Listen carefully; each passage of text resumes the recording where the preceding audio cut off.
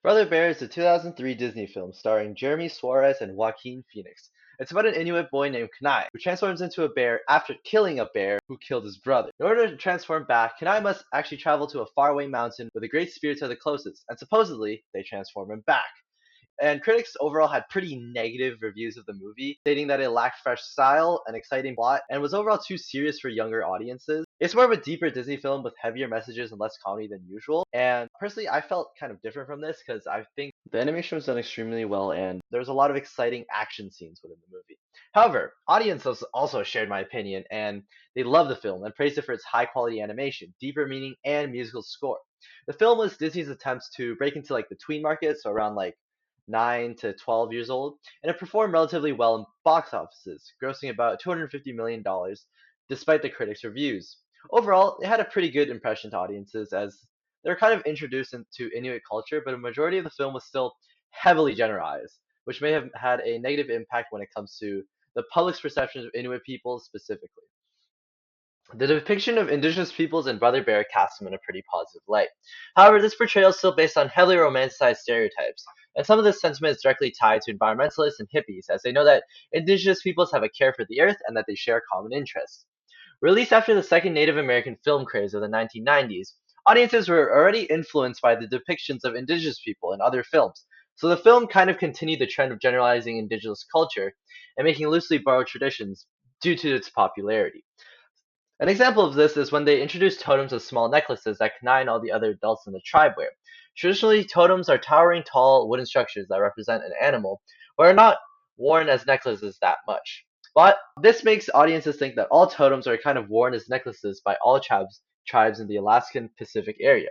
However, mainly the Inuit people don't tend to wear totems at all. And this harmful stereotype creates the illusion that if one tribe does it, then all of them do, and groups up all of the indigenous peoples. The film also romanticizes the indigenous lifestyle by creating a peaceful village setting and a stereotypical indigenous coming of age ceremony, where Kanai receives a spirit animal with virtues that he must lead the rest of his life with, tying everything down to spirituality by having the main theme of the story following Kanai's love bear totem. These recurring themes that set up the story make it seem like that Inuit peoples all live their lives based on one ceremony. Like, honestly, who actually ever does this? This is some idealistic stuff. I don't think any actual tribes would follow the message this hard and they would just live their life based on one thing. And additionally, I'd also be pretty pissed and not embrace love if my brother was actually killed by a bear. I'd kill that thing and just wear it as a jacket. Also, almost all of the cast is non-indigenous, which creates an inauthentic experience since Joaquin Phoenix, also known as Kanai, and Jeremy Suarez as Coda have a distinct American accent that leads away from indigenous representation. For reference, Joaquin Phoenix is white and Jeremy is black.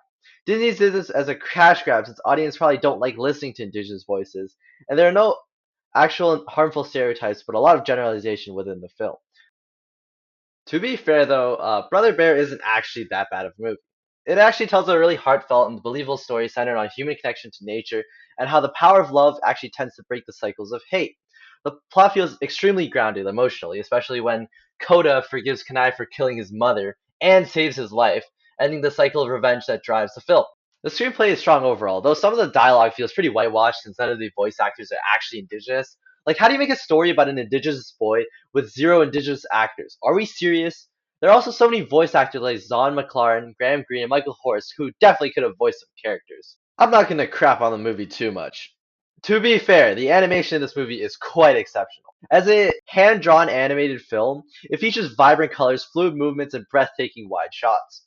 The animator's dedication by studying real bear cubs and painting outdoors shows in the lifelike action scenes like the salmon runs and caribou stampedes.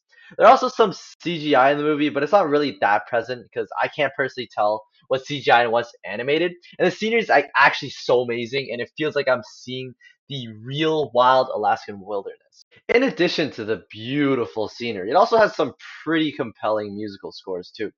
Phil Collins' scores complements the emotional tone beautifully, but the use of Bulgarian choirs feels culturally misplaced for a story inspired by Inuit traditions. Like, are we serious? We could have had any indigenous songs or a little bit of indigenous culture, but no, you had to use a Bulgarian choir. Editing, pacing are smooth, the transitions and camera work, but it's not really camera work, that It's the emotional impact rather than distract from it. But it's not really like actual camera work because it's animation. But there's a lot of low shots to make people or the bears seem more intimidating. It utilizes a lot of levels, long shots, and crane shots to see the full scale of some of the action scenes.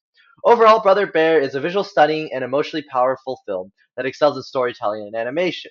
But its cultural inaccuracies and lack of authentic representation keep it from being like a 10 out of 10. Honestly, I give it the 14 bears out of 200 caribou. Thank you. Have a good day.